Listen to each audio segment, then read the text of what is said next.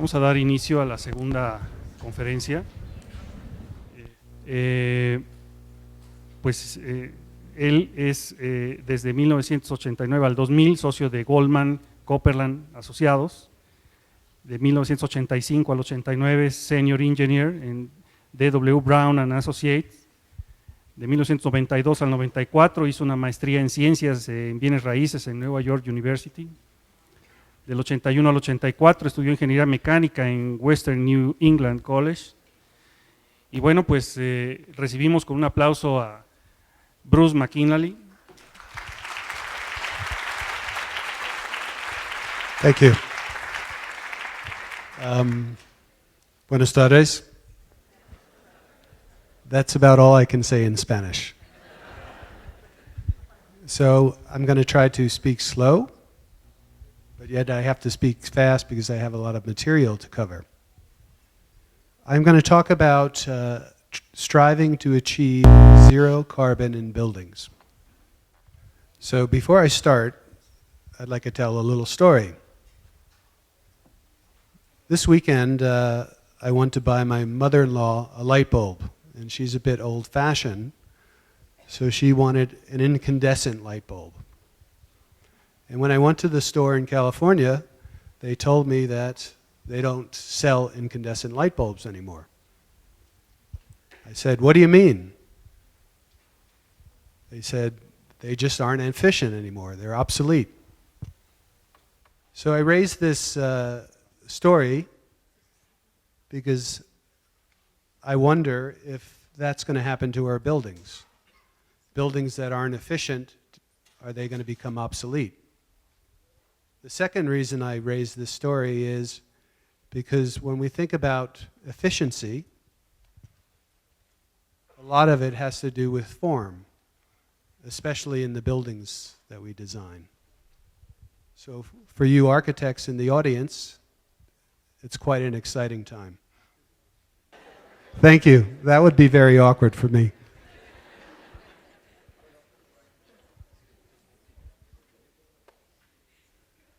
Okay, this is what I'm going to talk about. First, I'm going to talk about emissions in building, where they come from. I'm also going to talk about an approach to achieving zero carbon. And then I'm going to give you some example projects, because I think we're all interested in looking at real projects. And then finally, I'm going to leave you with a guideline, a technique, a toolkit that could help you design your buildings and achieve zero carbon. So when you look at energy and carbon in buildings, it comes from three components. The embodied energy, which we just heard about from the last speaker, the operational energy, and what we call the end-of-life carbon.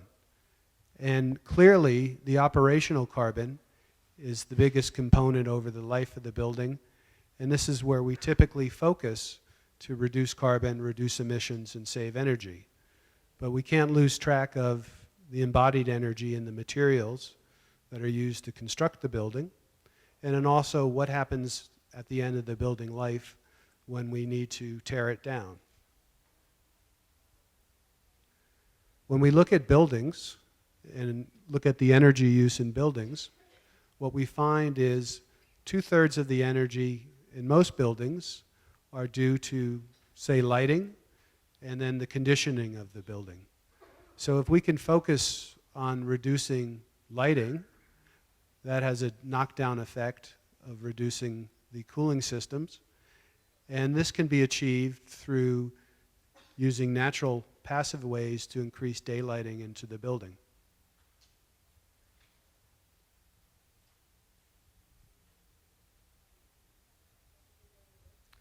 So this is how we get to zero carbon in buildings. And if you remember anything from my talk, I want you to remember three things: passive, active, and renewables. So my talk is going to focus on really these three approaches to making buildings more efficient and approaching zero carbon. The first thing we do is we really need to study the building and its site, looking at its orientation, how it's affected by the sun, because this is really where the biggest opportunity to realize savings through this passive technique. And what's great about it is you're not spending any money on the systems. It's all about the design, the orientation, and how the building is clad. You know, at Arup, we work in a lot of different climates, and one of the things that we like to do is do a climate study to understand, you know, what are the challenges of the climate? Is it hot? Is it humid? Can we use, sometimes during the year, can we naturally ventilate the building? And how does the building affect the microclimate around the building on the site and the city that it resides in?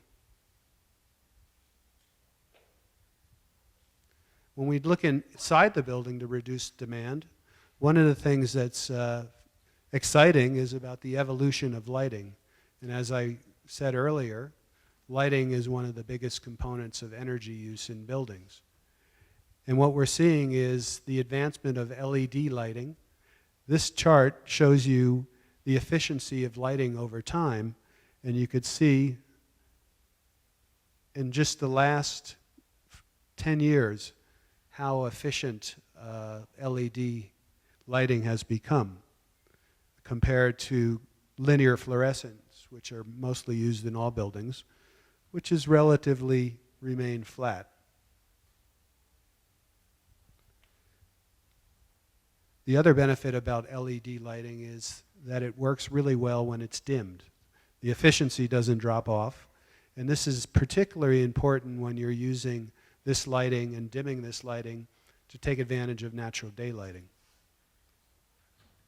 Now, what we found with LED lighting as it compares to other types of lighting, in a typical office, linear fluorescence, you could, the lighting power density is typically 10 watts per square meter.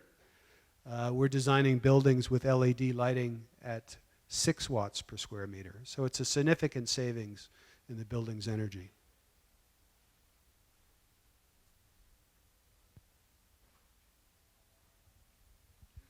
But more importantly, and as it relates to architecture, the system that does the most work in the building is the facade.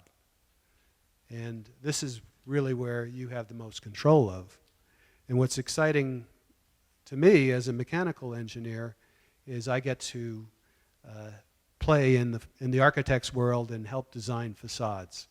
But if you think about it, it's got to do a lot of things. It's got to control cooling and heating.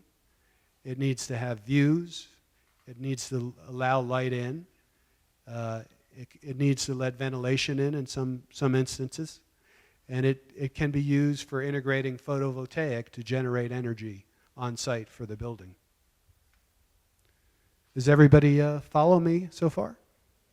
Okay, good. So some basic techniques. This is a simple rectangular building, and I'm sure nobody out there designs simple rectangular buildings.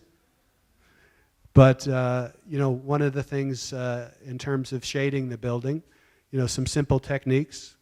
Typically, the south facade is best shaded with horizontal shading. The east and west with vertical fins.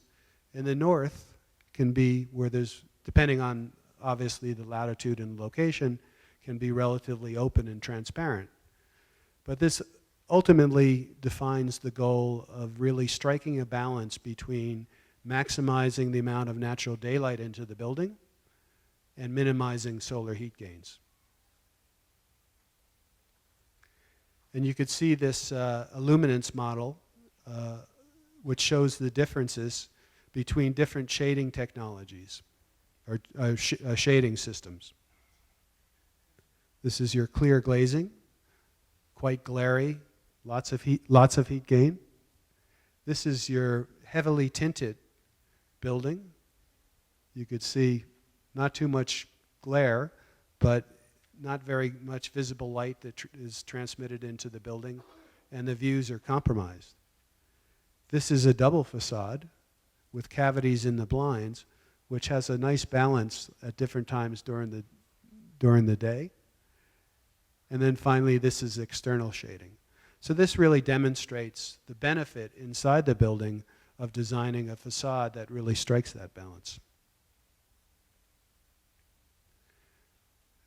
We just heard some wonderful advancements in materials.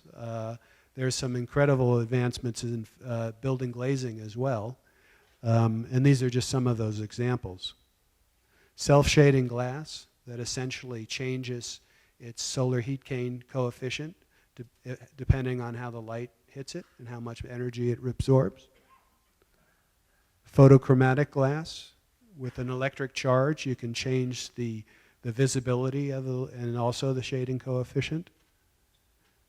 Electrochromatic glass, a way to kind of make glass transparent or more opaque. And finally, glass that generates facade lighting, display lighting.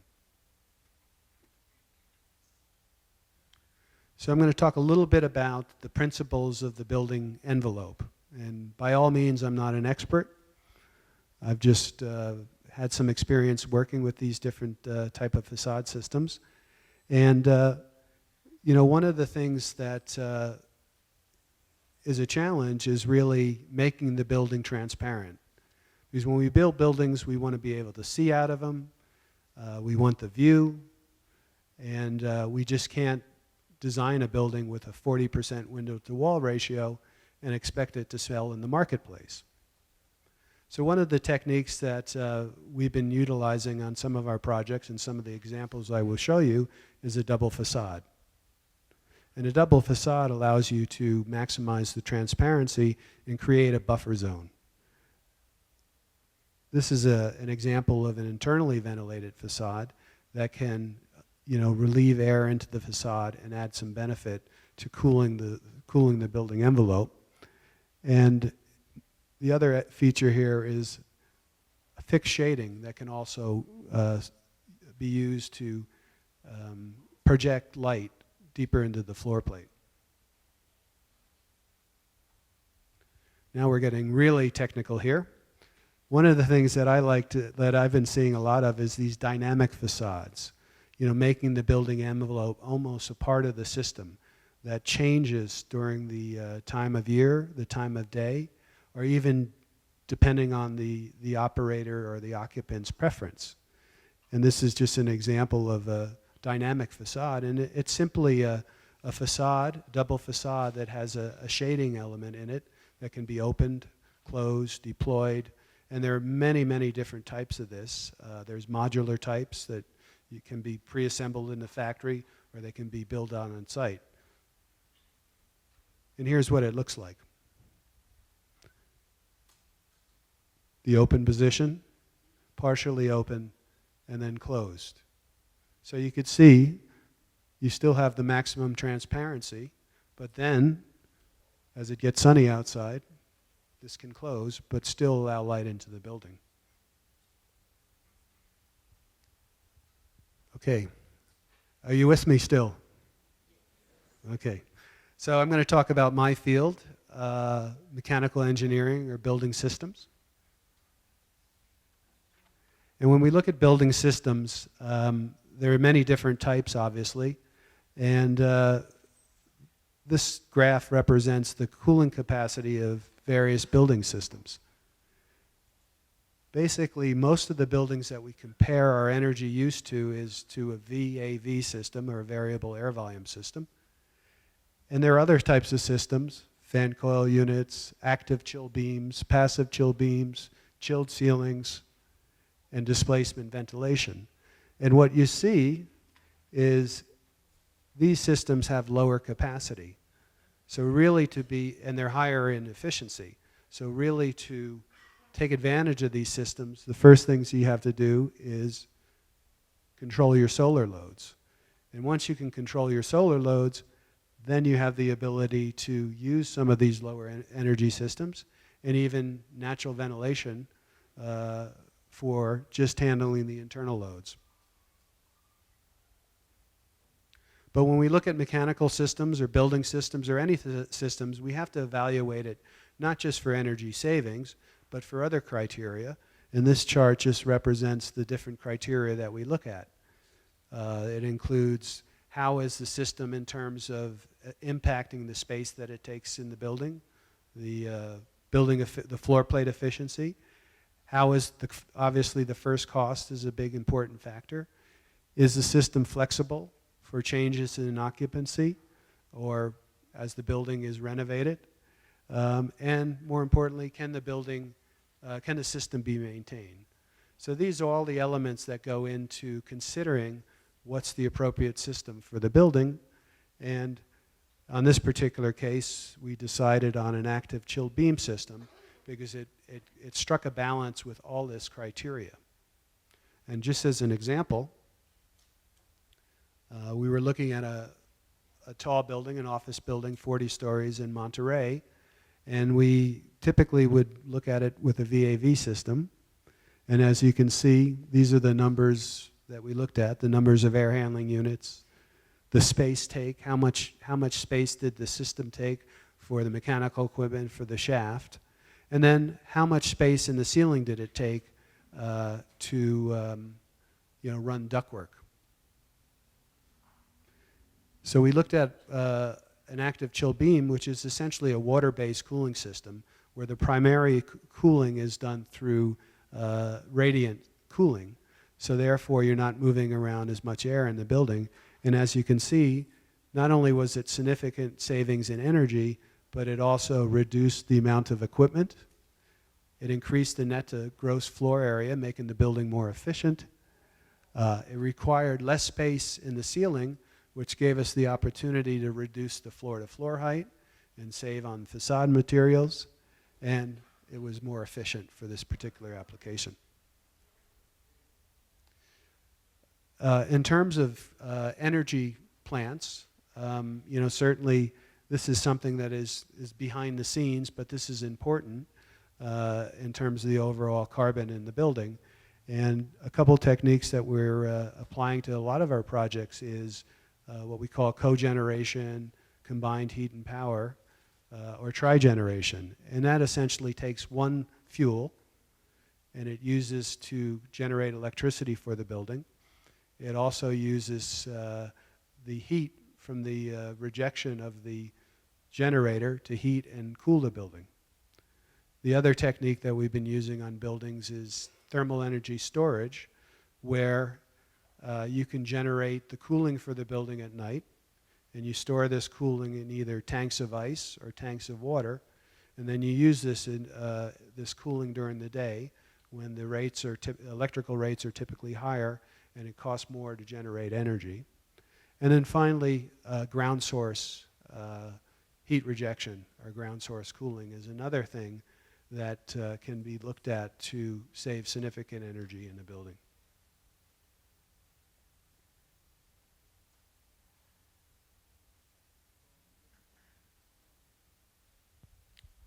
Pause again. Did I lose anybody? Okay. So just getting back to the three things that I wanted you to remember. Passive, active, and renewable. Now we're on renewables. So renewable technologies are making huge advancements throughout the world, and I like to categorize them in 4 categories. And they each have a different impact on the building's energy. We have photovoltaic, basically converting the sun energy directly into electricity.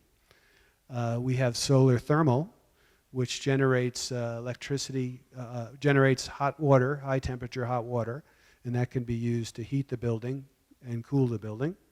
We have wind energy that, depending on the location, is either effective or not so effective. And one of the things that is really helping us get to zero carbon in most of our projects is biomass. And biomass is a renewable material, whether it's wood chips that are shown here or biodiesel. And what we're seeing in Europe and some places in the United States, these secondary markets for biomass, and a lot of the buildings a lot of the regulations are requiring that the buildings generate their electricity and cooling using biomass. And it's really the final step in completing zero energy.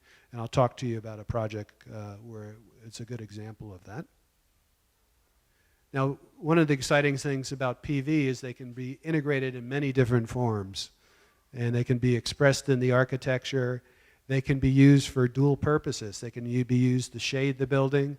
They can be used to shade canopies. They can be used to shade cars. So there's tremendous opportunity for you as architects to integrate these into your projects.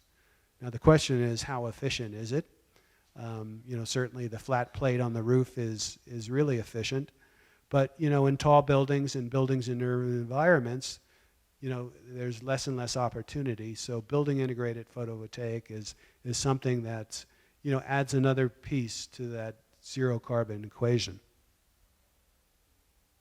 Wind energy, certainly in an urban environment, depending on the location, we've been successful in implementing various types of wind turbines into the building, on the roof, into the building structure. And it has a small, in most cases, relative contribution, but it looks very cool on your building. It can.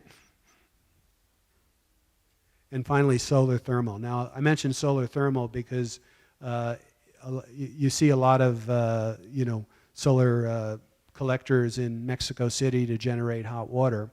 These solar thermal collectors are different in the sense they are these evacuated tubes that use this fluid that is heat to a high temperature. And then they can be used to not only heat the building, but also cool the building through an absorption cycle. And they can be shaped as well into the building facade or used for different purposes. And finally, biomass, as I talked about. Now, biomass is essentially taking that biomass material, whether it's oil, wood chips, wood itself, compostable materials, and burning it and recovering the heat and using that heat to generate electricity, using that heat to generate cooling. So it's a big opportunity to take advantage of the waste cycle. And I really think this is the advancement that will get us to zero carbon in most of our communities. Now some cool stuff. This is kinetic energy. This obviously hasn't made the biggest impact because it's a small, but there are prototypes where you drive over a car, it takes that kinetic energy and it generates power from it. And just think about how many cars enter your building or drive down the streets. This would be a fantastic way to recapture some of that energy. And what I like is the disco dance floor energy generator. And then also not only can you save energy, but you can be fit at the same time. And here's another example of kinetic energy where it's actually put in the pavement, and as you walk, it generates energy. So think about this as something that could come in the future.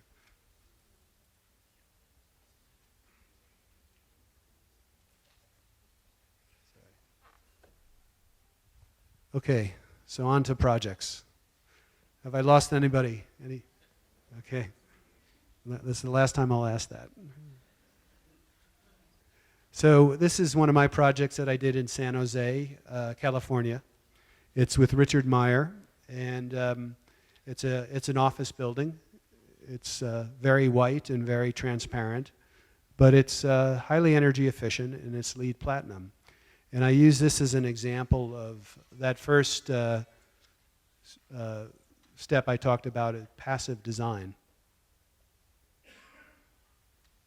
And as you can see, in the design of the building, the floor plate was made very narrow, and this allows deep light penetration and ventilation across the floor plate. And the cores were offset to provide some shading on the west. And the building had an integrated brise-soleil that, external, it was fixed shading, but it shaded the building, and it also provided good energy efficiency. I talked a little bit about radiant cooling, and the main lobby of the building is called the Rotunda, And this rotunda is naturally ventilated, and it takes advantage of a fountain. It's very dry in San Jose, and it has this evaporative cooling as the wind blows through into the rotunda, and it has a cooling effect. So it almost creates its own microclimate. And then in lieu of air conditioning, we use a radiant system that is a cool slab. So combining the radiant cooling and the natural ventilation, it was suitable for an office lobby, a transitional space, and even events and functions. One of the things that I was disappointed about was this brise soleil. It was our idea to have that brise soleil circulate and track the sun as the sun moved around the site. But the mayor of San Jose felt that it was too risky, that it would be stuck in one position, and it would be his legacy that he built a building with a broken brise soleil. This is another building I did in Los Angeles. It's the Caltrans building with Morphosis. And this is actually a picture. It's not a rendering.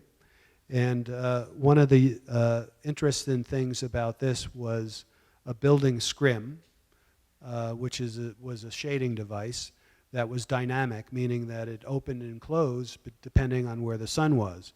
And right now it's in the closed position. And this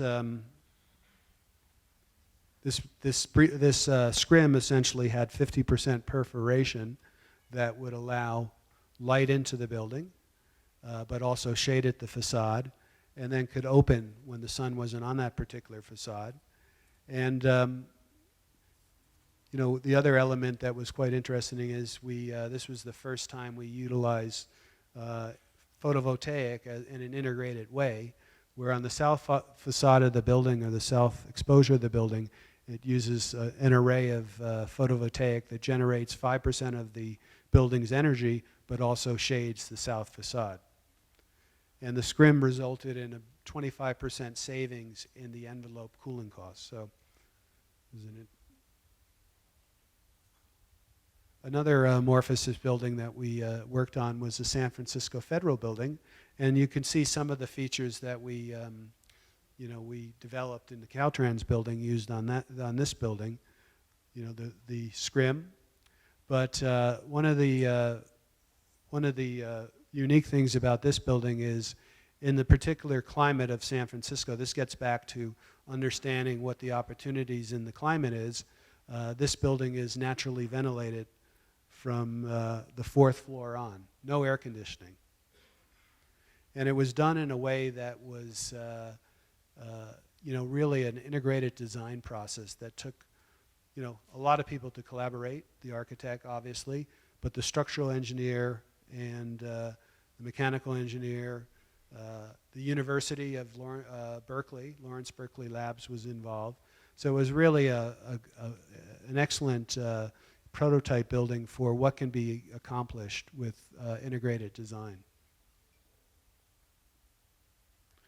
And the basic principles is that this structural slab is a waveform, and all the beams are turned up to the floor above, so there's no obstruction as air comes across the floor plate. And all the services, piping for sprinkler, lighting conduit, are installed in the floor above, so there's no obstruction. And this does two things. This increases the thermal mass, and it also allows the ventilation to a pathway to go across the building and charge that thermal mass. And then it also is great for daylighting as well. And just a quick, the way that it works, the way the natural ventilation works is there's three components in the facade. You have a trickle vent that allows ventilation in at all times.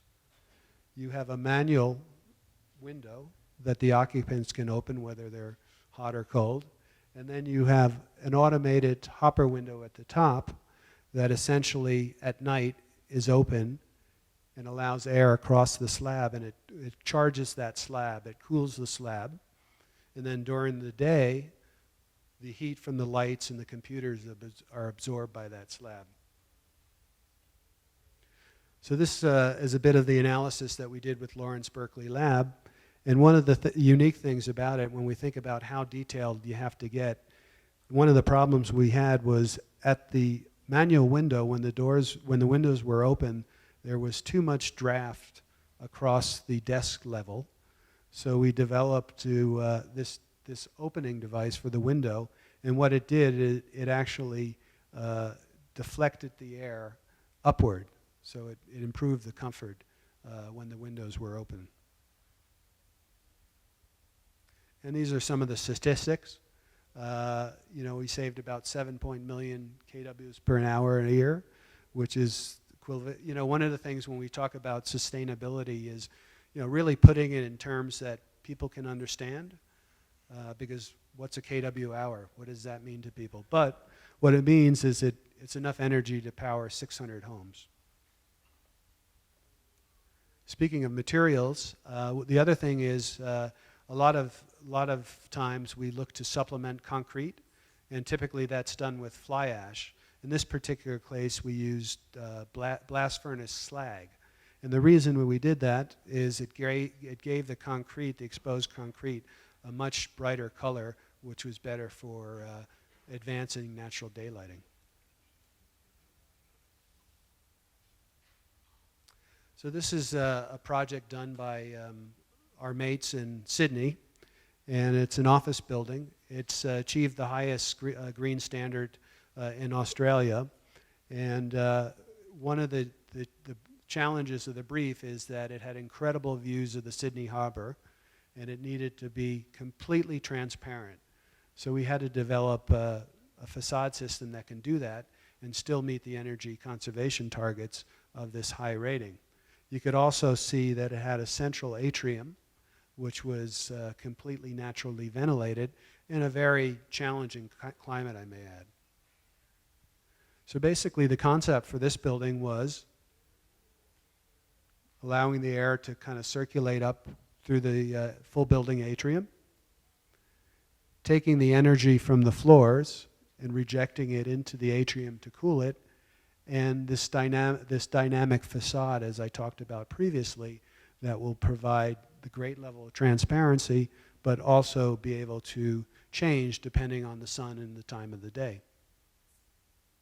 And here's how it developed architecturally, pretty close to the original concept.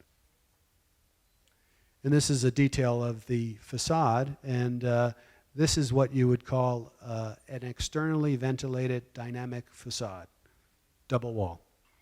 And essentially the air is allowed to enter one part, the bottom of the facade, and exit the top. And what this does is it creates a buffer zone, and the ultimate performance of the facade is about a 0.15 solar coefficient, which is quite good. And here's the views from the building, in both with the shading element deployed and open. You can see what a wonderful view of the harbor bridge it has. System-wise, we designed a combination water-based cooling system in these chilled beams for the perimeter, and an air system for the interior, which was a low-temperature air system. And the benefit there was it reduced the services or the spaces required for ducts and pipes in the building, and it had an incredible efficiency of 90% floor plate efficiency, meaning 10% was cores, 90% was actually usable area.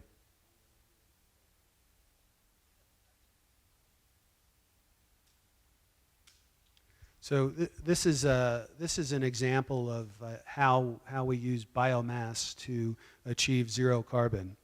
This is a development that we're working on. It's in the infrastructure planning phase. It's in Beijing, just south of Beijing, and it's owned by the COFCO, which is the largest food producer in China, and they wanted to create a community that could be zero carbon and that could take advantage of the food they produce, also have some research facilities, greenhouses that can be used to sequester carbon. And it's a development of about 2,500 acres, 30,000 full-time residents, and 80,000 workers. So it's quite a substantial development. And the principles that we used was this biomass principle. And I didn't really explain this earlier. And some of you may be asking, why is it efficient to burn mass? Isn't that the same as burning fossil fuel? Well, the difference is if biomass is allowed to decompose on the ground, it emits methane. And methane is about 25 times more global warming potential than carbon does. So if you're going to use this biomass, why don't you burn it and use it to generate electricity and take the emissions and sequester that to also reduce the carbon. And this is really the underlying principle here at COFCO to get to zero carbon. And as you can see from this diagram, this is the simple diagram that shows the energy cycle. So you have a biomass generator that is generating power and electricity for the site. You also have natural gas. The emissions from the biomass generator goes through an algae carbon sequester, which is these greenhouses. And in addition, we implemented a number of solar technologies and all these good practices that we talked about to reduce emissions in buildings. One of the things that we found out when we were looking at the energy of the site was we did not have enough biomass on the site itself, so we had to go past the site boundary to collect other type of biomass, which was in this particular area south of Beijing. It was a farming area, so essentially what it was rice husks from rice harvesting. And here's our cycle to zero energy. So these are essentially all the things that we do in buildings to make them efficient. And then past this line, this is essentially all the renewable technologies that we do. But really what got us to zero energy was the biomass. So it's just an example of how mass to energy waste and biomass to energy solutions is really what I believe is going to be a technology that's going to evolve to achieve the zero energy and zero carbon in our buildings and communities.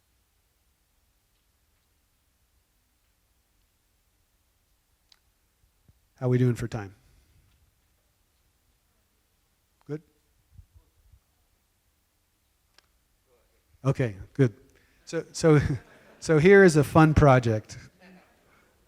This is the Al Bahar Towers, and I think you're going to enjoy this because it's quite dramatic. And it was recently completed and won an award for the best tall building from the Council of Tall Buildings and Urban Habitat.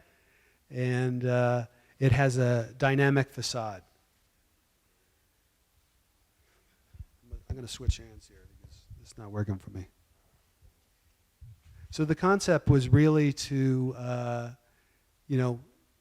do a sustainable building and advance sustainable technology, develop something that responded to Islamic architecture, and then develop something that could mimic nature, biomimicry. So that was the brief. And the architect for this particular project was CIAATBDS. Additional in a lot of the buildings over there. And it's quite nice because it shades, it allows views in, and ventilation to pass through. So this was the basis of the facade that we were looking at.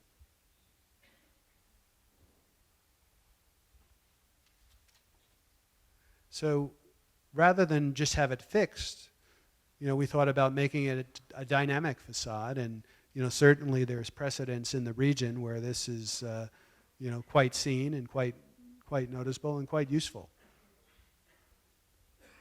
So it was really looking at how we could optimize the shading of the building and make it dynamic so we can both take advantage of the view and when the sun's not out, and then also have a very efficient building.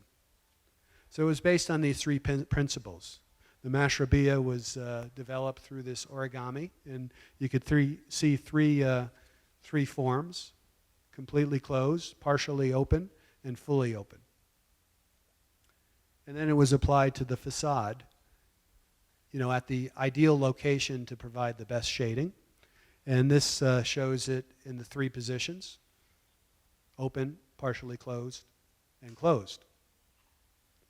And you could see how it would work in the section. It's essentially, behind it is a clear glass curtain wall, floor to ceiling, with this shading element, this dynamic shading element in front of it. When you compare it to other opportunities to enclose the building, typically it's this highly reflected glass that, doesn't quite look good. The visible light's not great, and it requires a lot of internal blinds. We could have used fixed shading, but then we wouldn't be able to maximize the transparency at certain times of the year, and there was limited benefit in responding to what we were trying to achieve with this dynamic shading device. But with the dynamic shading device, it achieved a lot of these goals. It improved the view, transparency, energy efficiency, and created a real fantastic symbol for the building. And it also generated savings. Compared to a traditional facade, there was about 20% savings in the energy, and 20% reduction in CO2, and a reduction in the cooling plant size. So here's how it works. You can see on the right, the mashrabiyah at different positions. You could see how we developed the sketches, and this is essentially how it would be fixed to the building.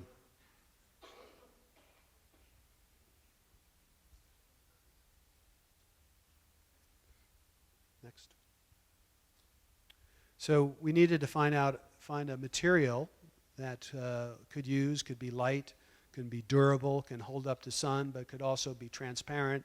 And we looked at a number of different materials, and we settled on PTFE, which is a mylar material that's quite light, quite durable, holds up to sun, and has some level of transparency. This is the device itself. It has 3 posts that are static and connected to the building. It has a center post with a ring that opens and encloses the device. This is the prototype that was developed and tested. This is the stud that's fixed to the building. This is the assembly of the mashrabiyah on the building. This is a side view. It in the closed position, open position, and the full mashrabiyah on the facade, open.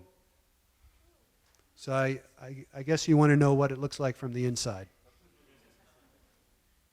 Before I go there, one of the other benefits of this form was it created a kind of a symbol for the building that was used in other parts of the building, the ceiling, the bathrooms, everything. So it had a lot of value to the owner. So from inside, this is the mashrabiyah looking out open, partially closed, and fully closed. So you can see you have a very good level of light, and you have views at different times of day depending on the position. And this device is integrated with the building management system to open and close depending on time of day and depending on the season. Pretty cool, huh? Okay, my last project that I'm going to talk about is the Atlantic Yards in Brooklyn. This is the new arena that's been completed for the Brooklyn Nets. They used to be the New Jersey Nets. And we were asked to work on a project with Forest City Ratner and Shop Architects. And we were really interested in developing a modular design for this project.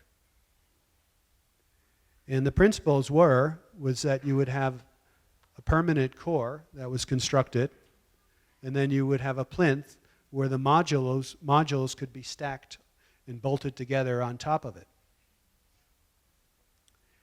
This is a floor plan, and each module, there would be different type of module for the type of apartment, the orientation of the building, and they would essentially assemble together. First you had the structural core, then you had the bathroom pod that was connected, then you had the MEP systems, and then finally you had the finishes. And this is all done in a controlled environment, in a factory, and for better quality, reduced waste.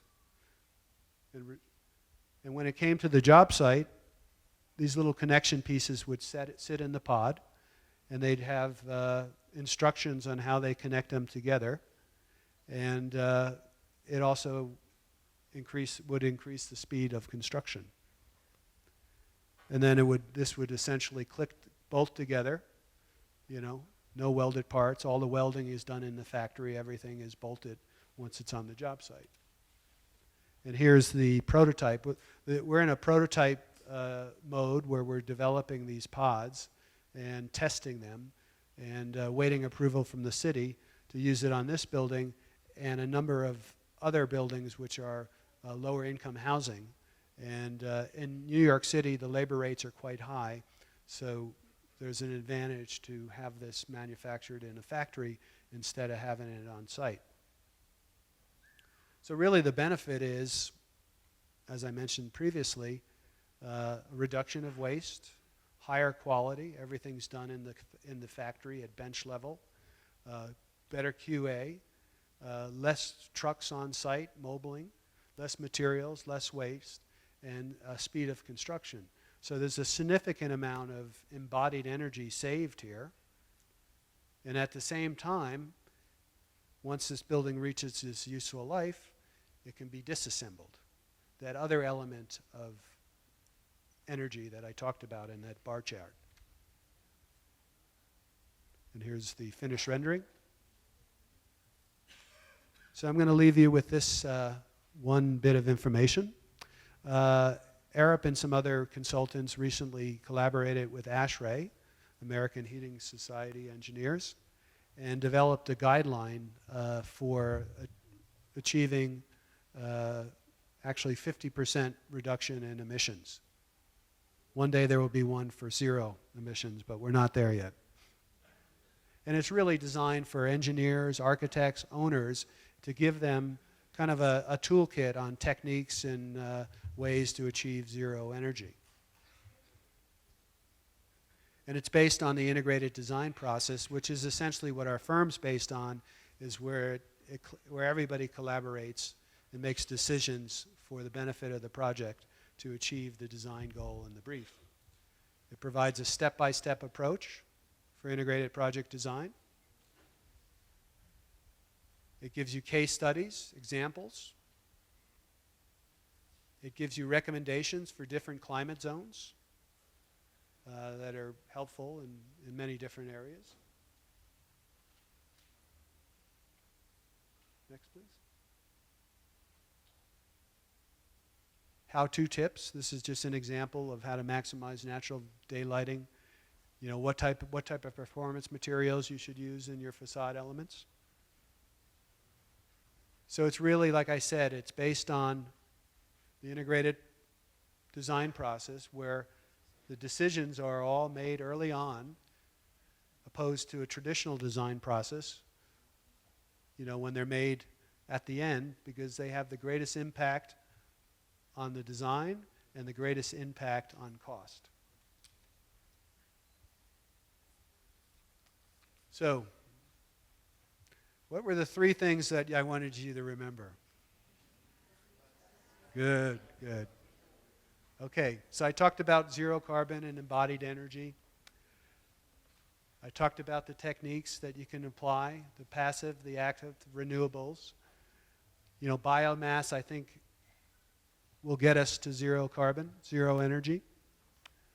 Modular design, We're going to see a lot more of it because I think it's better quality. We could take advantage of some of the materials, the advances in materials, and it reduces waste and embodied energy. And use the design guide. It's free. And then finally, for you architects, facade, facade, facade. So these are the reference publications. Arup.com. This is where you can actually download those free guidelines. And it's not just for office building, it's for hotels or hospitals and schools. And then finally, if you want to see more about those projects that I presented, the Council for Tall Building and Urban Habitat, go to their website. They also have technical guidelines really focusing on tall buildings. So thank you for listening to me, and I hope you understood me.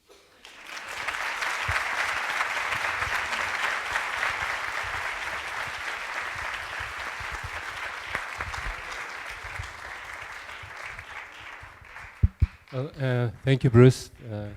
It's been a really interesting conference, and we have some few questions here for you. The first one is relating to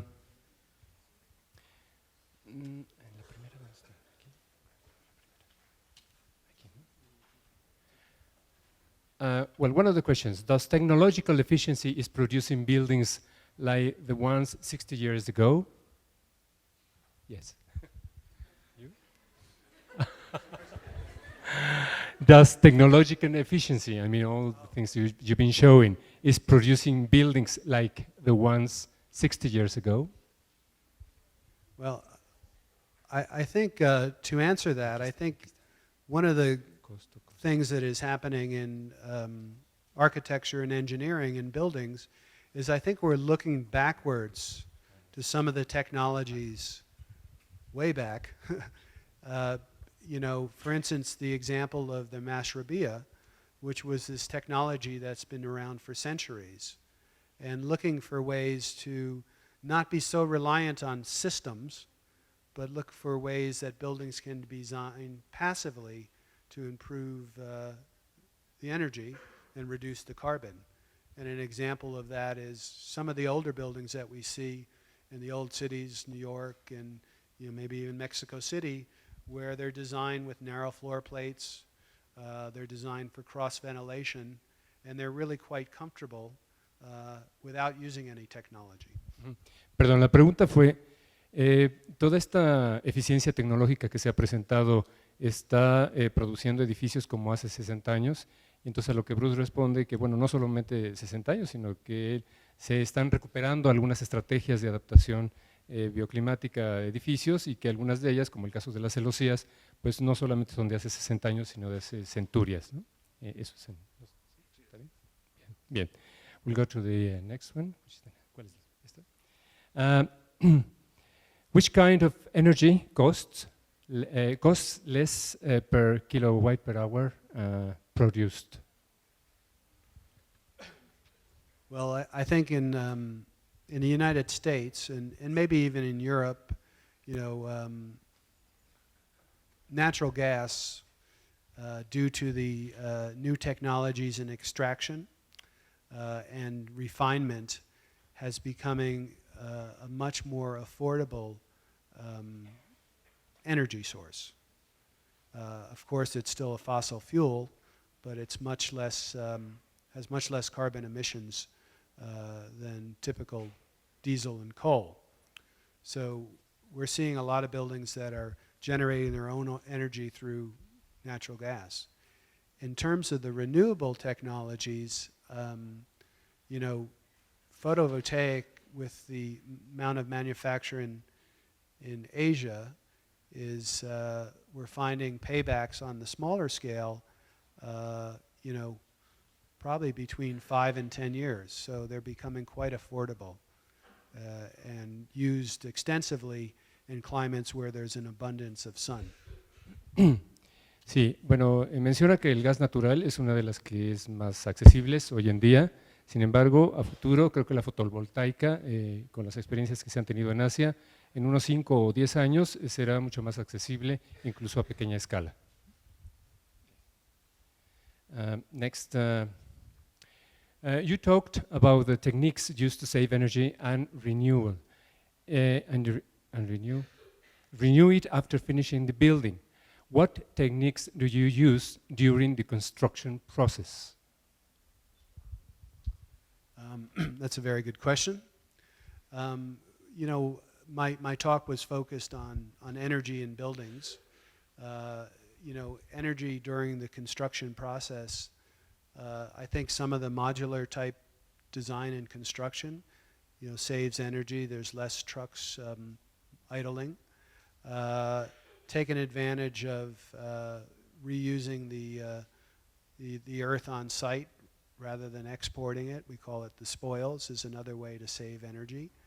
And you know, some of the even some of the cranes and the you know, the trucks that are being used are being run on biodiesel or compressed natural gas that have much greater efficiency on the construction site.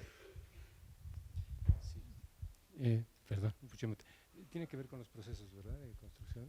Bueno, se refería a todos los insumos que requiere la obra y que de alguna manera u otra, ya sea con los camiones, la maquinaria y demás, alguna de ellas utiliza biodiesel y otro tipo de, por ejemplo, de vehículos con gas natural, impulsados por gas natural. Which is the relation between double facade cost and energy saving? How long does it take to recover the investment? Very good question. And we're asked that a number of times on our projects. You know, we're doing a project in Los Angeles now, a 40-story office building, commercial office building. And it's going to have one of the tallest double facades in the US. And it's also going to be LEED Platinum. And when we speak about cost, you know, when you look at just the cost in terms of how much energy is saved, sometimes it takes a long time for that to pay back. But when you look at the increased rent that can be achieved in a sustainable building or a building with double facade that gives you these fantastic views, it's affordable. So it's a very difficult question because, you know, certainly a single skin facade, you know, can do the same work as a double skin facade, but you can't get the same transparency. So it's really a balance of what's, you know, what's selling the building or, you know, improving the environment inside the building versus the cost of the double facade. But in places like Europe, where energy cost is significantly high, the double facade is essentially, you know, well within the rate of return for the project. Bien, es algo difícil de calcular, sin embargo, tiene que ver con la eficiencia en la operación del edificio, en los costos de mantenimiento, pero a largo plazo él piensa que sí es recuperable la inversión. Y sobre todo cuando se está hablando de otros beneficios como una cuestión de carácter ambiental, y, aunque pues prácticamente de inicio el funcionamiento es igual que en una fachada convencional, sin embargo a largo plazo él piensa que vale la pena. Y bueno, es difícil calcular el tiempo de recuperación de inversión. Just two more. How expensive is this kind of technology, the one you've been using?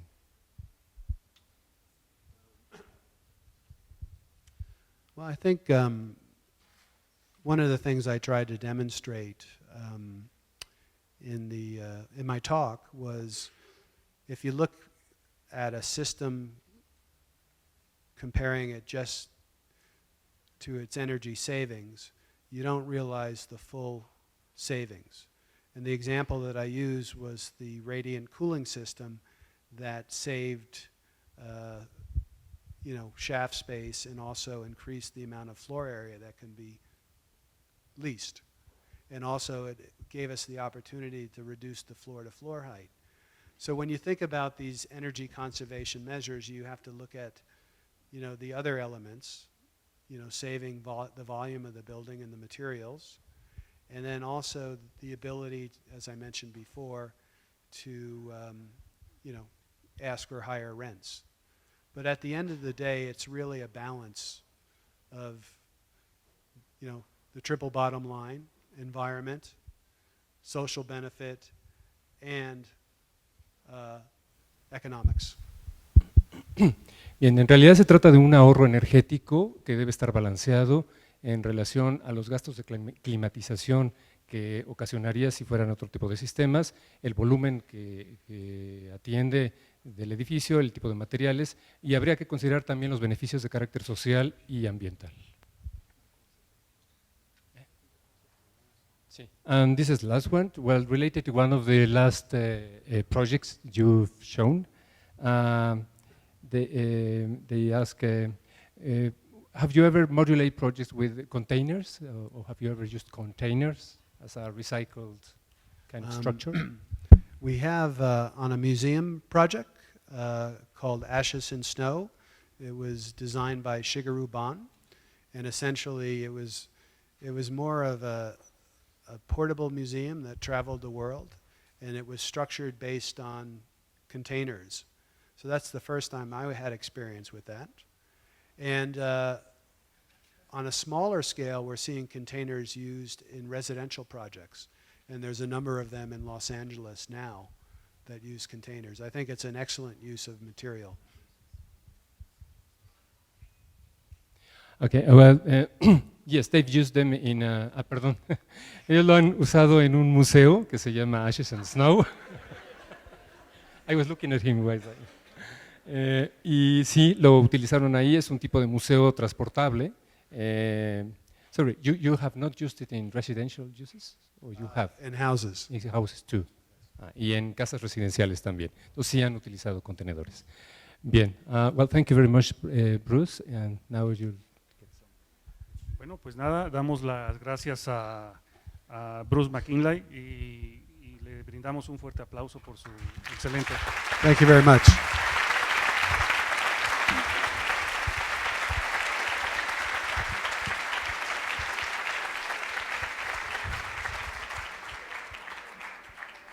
Vamos a hacer entrega de un reconocimiento.